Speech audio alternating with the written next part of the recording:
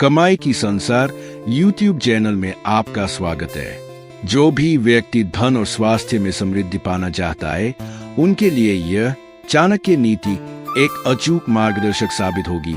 इसी आशा के साथ यह वीडियो प्रस्तुत करने का प्रयास किया गया है। आपसे विनम्र अनुरोध है कि चैनल को लाइक, कमेंट, शेयर करें और सब्सक्राइब जरूर करें।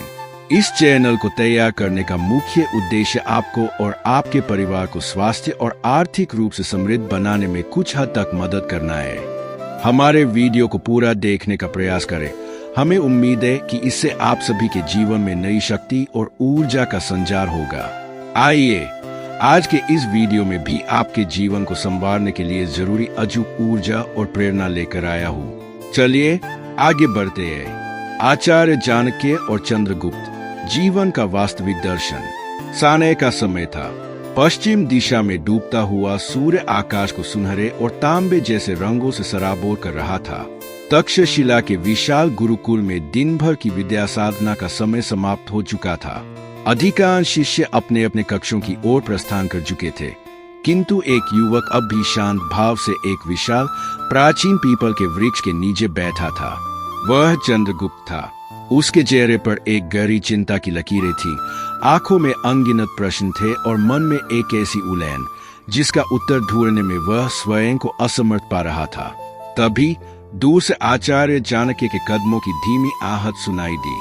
वे धीरे धीरे चंद्रगुप्त की ओर बढ़े। उनके कदमों की आहट पाते ही चंद्रगुप्त तुरंत उठ खड़ा हुआ और झुककर प्रणाम करते हुए बोला, गुरुदेव, क्या मैं आपसे एक अत्यंत महत्वपूर्ण प्रश्न पूछ सकता हूँ? चाणक्य के होठों पर एक सौम्य मुस्कान तैर गई। उन्होंने कहा, प्रश्न केवल वही व्यक्ति पूछ सकता है जिसके भीतर ज्ञान की पिपासा अभी जीवित है। पूछो चंद्रगुप्त, आज तुम्हारे मन के सागर में कौन सा तूफान तुम्हें अशांत कर रहा है? चंद्रगुप्त ने कुछ क्षण मौन रहकर वातावरण की शांति को अनुभव किया और फिर गंभीर स्वर में कहा, गुरुदेव, मैं संसार की इस माया को समझ नहीं पा रहा हूँ। मैंने देखा है कि जब किसी व्यक्ति के पास धन और उच्च पद होता है, तब सभी उसका सम्मान करते हैं, उसके पीछे चलते हैं। लेकिन जैसे ही उसका समय बदलता है, वही लोग उससे अपना मुख मोड़ लेते हैं। क्या संसार का सारा प्रेम और सम्मान केवल स्वार्थ पर ही टिका है? आचार्य चाणक्य कुछ क्षण शांत रहे। उन्होंने पास पड़ी मिट्टी की एक मुट्ठी उठाई और उसे अपनी हथेली पर फैलाते हुए बोले, चंद्रगुप्त, इस मिट्टी को ध्यान से देखो। जब तक यह धरती से जुड़ी है, तब तक यह खेत बनती है, अन्न उगाती है और करोड़ों लोगों को जीवन प्रदान करती है। लेकिन यदि यही मिट्टी हवा में उड़ जाए तो धूल के समान इसका कोई मूल्य नहीं समाता। मनुष्य का जीवन भी कुछ ऐसा ही है। लोग अक्सर व्यक्ति के भीतर छिपे वास्तविक मूल्य को नहीं, बल्कि बाहर दिखाई देने वाले परिणामों को देखते हैं। यही कारण है कि संसार का व्यवहार समय के साथ बदलता रहता है। आचार्य ने अपनी बात आगे बढ़ाते हुए कहा, किंतु यदि तुम यह सोचने लगो कि संसार तुम्हारे अनुसार बदलेगा, तो तुम जीवन भर निराशा की गर्त में गिरते रहोगे। बुद्धिमान वही है जो पहले स्वयं को समेटता है और फिर संसार की जाल को समेटता है। याद रखो, मनुष्य की सबसे बड़ी भूल यह है कि वह अपना आत्ममूल्य दूसरों की दृष्टि से तय करने लगता है। जिस दिन तुमने अपने मूल्य को स्वयं पहचान लिया, उसी दिन संसार की प्रशंसा और आलोचना दोनों तुम्हें एक समान लगने लगेंगी। सोचो चंद्रगुप्त, आचार्य ने एक उदाहरण दिया। यदि किसी दर्पण पर धूल जम जाए तो क्या तुम्हारा वास्तविक चेहरा बदल जाता है? नहीं, बदलता केवल दर्पण है। उसी प्रकार यदि कोई तुम्हें कम समझे, तुम्हारी योग्यता पर संदेह करे या तुम्हारे प्रयासों की उपेक्षा करे, तो इसका अर्थ यह कदापि नहीं है कि तुम्हारा मूल्य कम हो गया है। इसका अर्थ केवल इतना है कि सामने वाले की दृष्टि अभी धुंधली है। इसलिए अपने जीवन का आधार दूसरों की राय को कभी मत बनाना। जो व्यक्ति हर समय यह सोचता रहता है कि लोग उसके बारे में क्या कहेंगे, वह जीवन में कभी कोई महान कार्य नहीं कर सकता। चंद्रगुप्त पूरी एकाग्रता के साथ सुन रहा था। उसके चेहरे की बेचैनी अब धीरे धीरे कम होने लगी थी। उसने पूछा, गुरुदेव, यदि यह संसार इतना परिवर्तनशील और स्वार्थी है, तो फिर मनुष्य को किस पर भरोसा करना चाहिए? आचार्य ने मुस्कुराते हुए उत्तर दिया, यह प्रश्न तुम्हें उस मार्ग पर ले जाएगा जहां बहुत कम लोग पहुंच पाते हैं। संसार में सबसे कठिन कार्य है स्वयं को जानना। अधिकांश लोग जीवन भर दूसरों की कमियां खोजने में अपना समय नष्ट करते हैं, लेकिन अपने भीतर छिपी अनंत शक्ति को कभी नहीं पहचानते। जब तक मनुष्य अपने मन पर विजय नहीं पाता, तब तक वह संसार के किसी भी युद्ध को वास्तव में नहीं जीत सकता। तुम्हें सबसे पहले अपने विचारों का स्वामी बनना होगा। यदि तुम्हारा मन भय से भर गया, तो संसार की कोई भी शक्ति तुम्हें साहसी नहीं बना पाएगी। यदि तुम्हारा मन लोभ से भर गया, तो संसार का कोई भी धन तुम्हें संतुष्ट नहीं कर पाएगा। और यदि तुम्हारा मन अहंकार से भर गया, तो तुम्हारा ज्ञान भी तुम्हें विनाश की ओर ले जाएगा। आचार्य ने आकाश की ओर देखते हुए कहा, देखो चंद्रगुप्त, पर्वत अपनी ऊंचाई का शोर नहीं मचाते, समुद्र अपनी गहराई का लिंढोरा नहीं पीते, और सूर्य हर सुबह किसी से अनुमति लेकर नहीं उगता। प्रकृति हमें यही सिखाती है कि वास्तविक सामर्थ्य को स्वयं को सिद्ध करने के लिए शब्दों की आवश्यकता नहीं होती।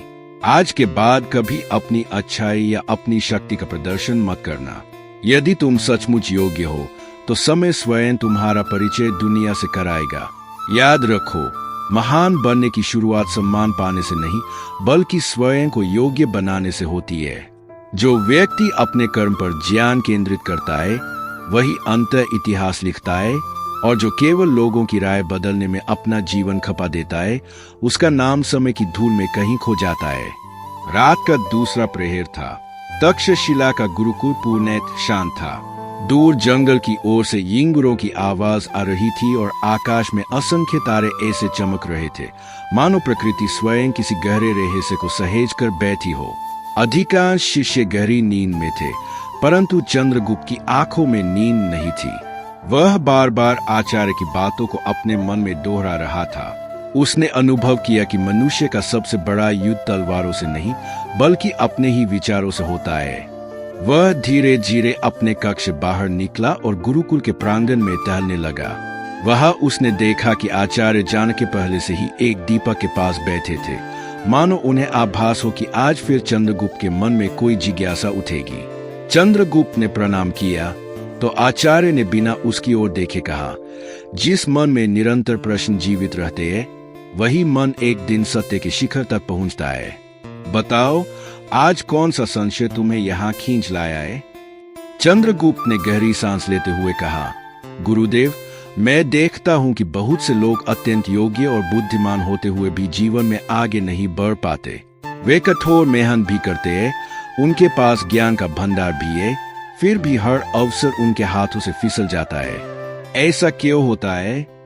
आचार्य ने कुछ क्षण मौन धारण किया, फिर पास रखे दीपक की लौ की ओर संकेत करते हुए बोले, इस दीपक को ध्यान से देखो। इसकी लौ बहुत छोटी है, फिर भी यह पूरे अंधकार को चुनौती दे रही है। यदि यही लौ हवा के झोंके से डर जाए, तो क्या कभी प्रकाश दे पाएगी? कदापि नहीं। ठीक उसी प्रकार मनुष्य का सबसे बड़ा शत्रु परिस्थितियां नहीं, बल्कि उसका भय होता है।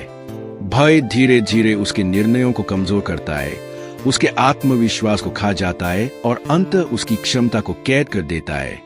याद रखो, जो व्यक्ति अपने भय पर विजय नहीं पा सकता, वह संसार पर कभी विजय प्राप्त नहीं कर सकता।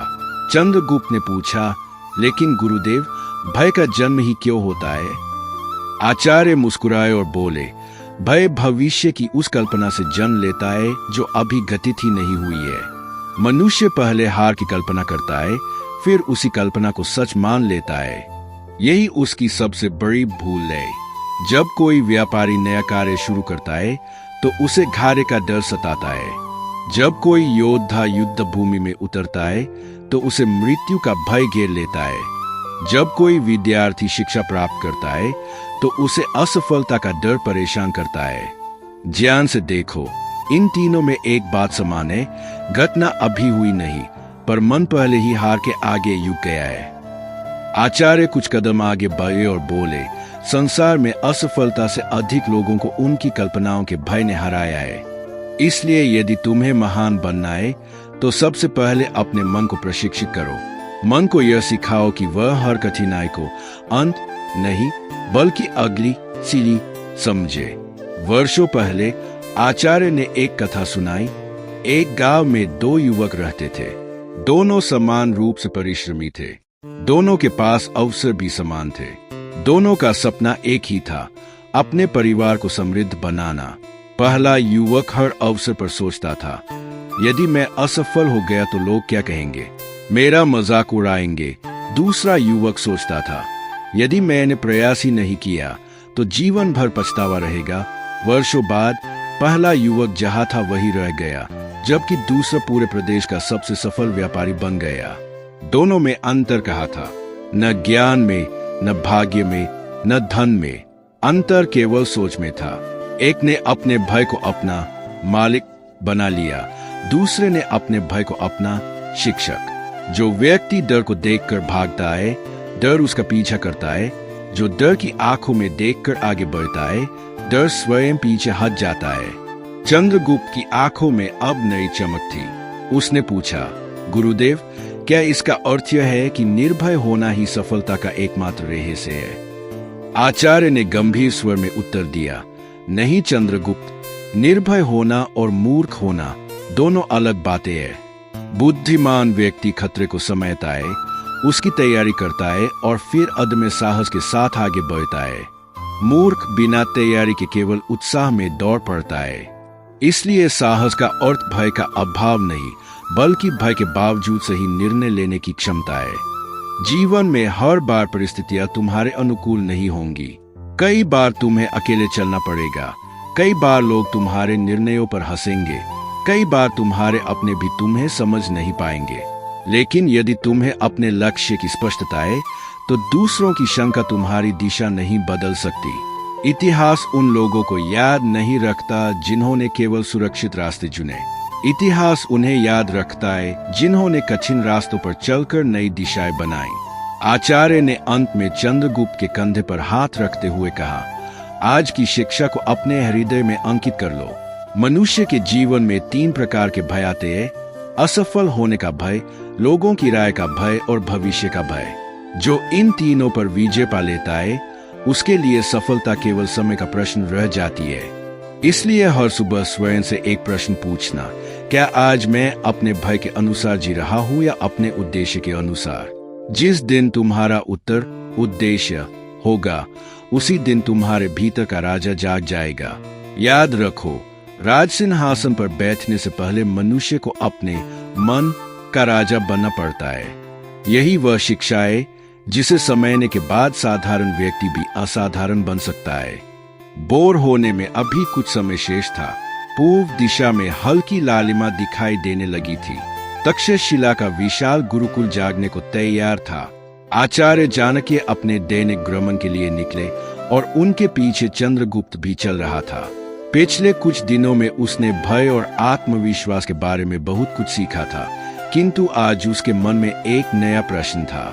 उसने विनम्रता से पूछा, गुरुदेव, मैंने देखा है कि कई लोग अत्यंत बुद्धिमान होते हैं, परंतु फिर भी सफल नहीं हो पाते। क्या केवल ज्ञान ही पर्याप्त नहीं है? आचार्य चाणक्य एक छोटी सी नदी के तट पर रुके और बोले, चंद्रगुप्त, इस नदी को देखो, इसका जल निरंतर बह रहा है।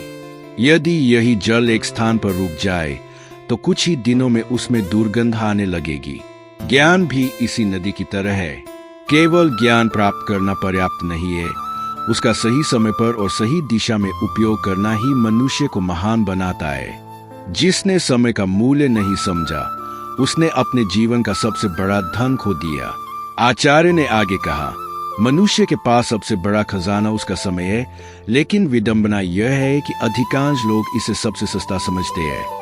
वे धन की रक्षा करते हैं, वस्तुओं की रक्षा करते हैं, लेकिन अपने समय को व्यर्थ चर्चाओं और अनावश्यक लोगों में नष्ट कर देते हैं। याद रखो, जो व्यक्ति अपने समय की रक्षा नहीं करता, समय भी एक दिन उसकी रक्षा नहीं करता।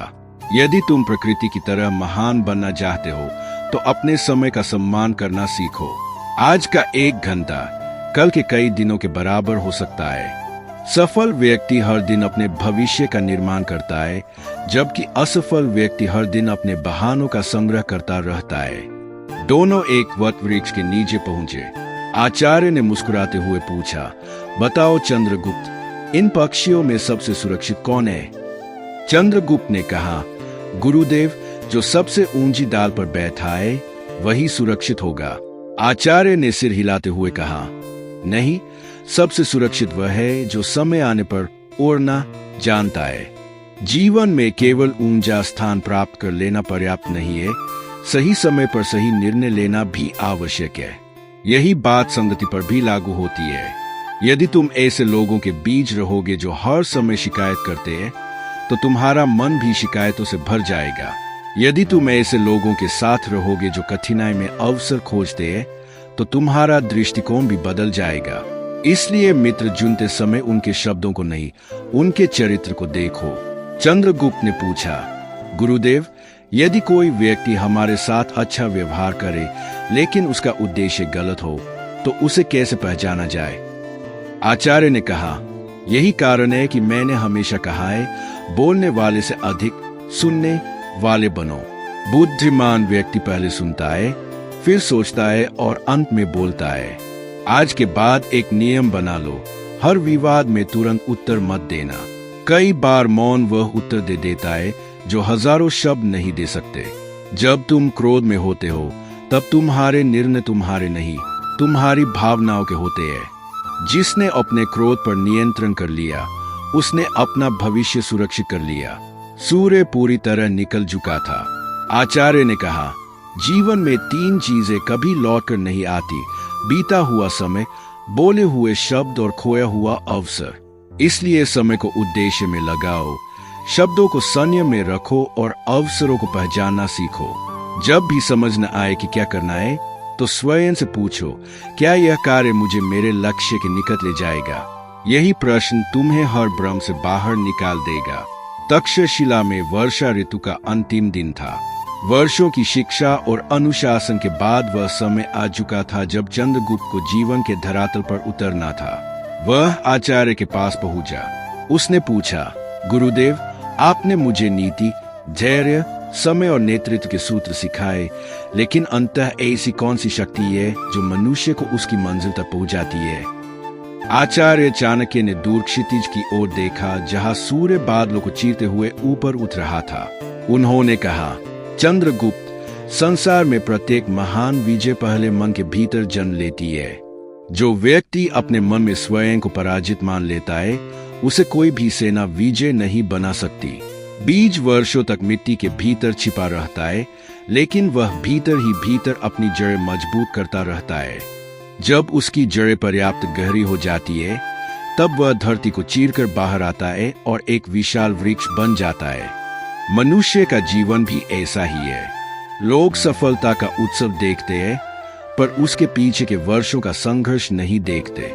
धैर्य का मित्र बनो, क्योंकि प्रकृति कभी जल्दबाजी नहीं करती, फिर भी वह सब कुछ समय पर पूरा करती है। आचार्य ने एक ऊंची पहाड़ी पर ले जाकर कहा, नीचे देखो, कितने घर हैं। हर घर में कोई न कोई सपना है, लेकिन अधिकांश लोग अपने सपनों के बारे में केवल सोचते हैं, जबकि बहुत कम लोग उनके लिए अपना जीवन बदल देते हैं। इच्छा करना आसान है, परिवर्तन स्वीकार करना कठिन।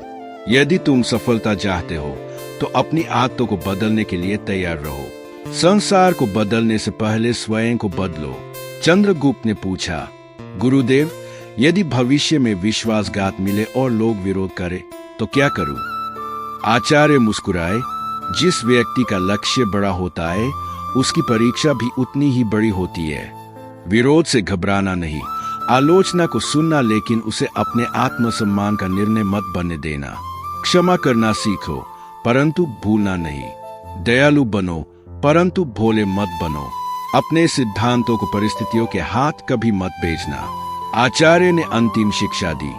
जीवन में पद और प्रतिष्ठा गौण है, असली महत्ता इस बात की है कि तुम्हारे जाने के बाद तुम्हारे कर्म लोगों को प्रेरणा दे। हमेशा सही मार्ग चुनना, चाहे वह कितना ही कठिन क्यों न हो। संसार की सबसे बड़ी जीत राज्य को जीतना नहीं, बल्कि अपने क्रोध, अहंकार और भय पर विजय प्राप्त करना है। जिस दिन तुम अपने भीतर के राज्य के राजा बन जाओगे, उसी दिन यह संसार तुम्हें अपना राजा स्वीकार कर लेगा। चंद्रगुप्त ने आचार्य के चरण स्पर्श किए। उसकी आंखों में अब एक अथन संकल्प था। वह समझ चुका था कि एक महान राजा बनने से पहले एक महान मनुष्य बनना अनिवार्य है। उस दिन तक्षशिला से एक साधारण विद्यार्थी नहीं, बल्कि भारत का भावी सम्राट चंद्रगुप्त मौर्य प्रस्थान कर रहा था। आपको आज का यह वीडियो कैसा लगा? कृपया अपनी बहुमूल्य प्रतिक्रिया कमेंट बॉक्स में जरूर दें। यदि आपने अभी तक हमारे चैनल को सब्सक्राइब नहीं किया है, तो ऐसी ही ज्ञानवर्धक और प्रेरणादायक वीडियो के लिए अभी सब्सक्राइब करें और बेल आइकन दबाएं। यदि आपको लगता है कि यह वीडियो किसी के जीवन में सकारात्मक बदलाव ला सकता है, तो इसे अपने दोस्तों और परिवार के साथ शेयर करना न भूलें। आपके प्यार और समर्थन के लिए बहुत बहुत धन्यवाद। आज का वीडियो अंत तक देखने के लिए आपका हृदय से आभार। आपका और आपके परिवार का जीवन सुख, शांति और समृद्धि से भरा रहे। आपका आने वाला समय शुभ हो। धन्यवाद।